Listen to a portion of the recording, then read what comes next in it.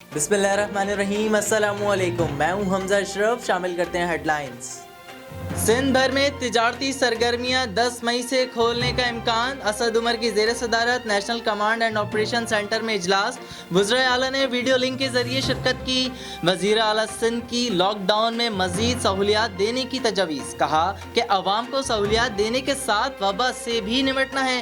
وزیر اعظم نے قومی رابطہ کمیٹی کا اجلاس کل طلب کر لیا، ساتھ ہی لاک ڈاؤن میں نرمی کے ساتھ SOPs کی منظوری بھی دی جائے گی۔ ساتھ ہی 10 مئی سے ٹرینز چلیں گی یا نہیں، فیصلہ کل ہوگا۔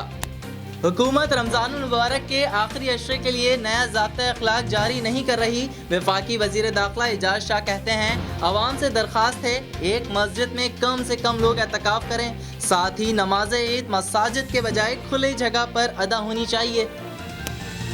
لاہور میں مقامی NGOs رکشہ ڈرائیورز کے ساتھ حد کر گئیں۔ راشن دینے کا جھانسا دے کر سینکڑوں ڈرائیورز کو اکٹھا کیا گیا، لیکن رش دیکھ کر گھبرا گئے۔ عہدیداران ویڈیو اور تصاویر بنا کر چلتے بنے۔ نازاوار سلوک پر رکشہ ڈرائیورز برہم، احتجاج بھی کیا، راشن دینے کا مطالبہ بھی کر دیا۔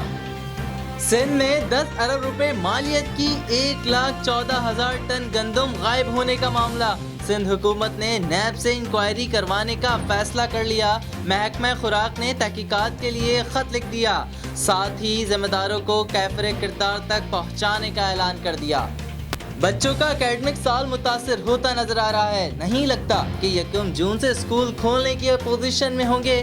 وزیر تعلیم سندھ سعید کہتے ہیں، بچوں کو اگلی کلاس میں پروموٹ سمیت دیگر معاملات پر فیصلہ آئندہ ہفتے کیا جائے گا۔ ساتھ ہی وفاقی حکومت سے بجلی اور گیس کے بل معاف کرنے کی اپیل بھی کر دی۔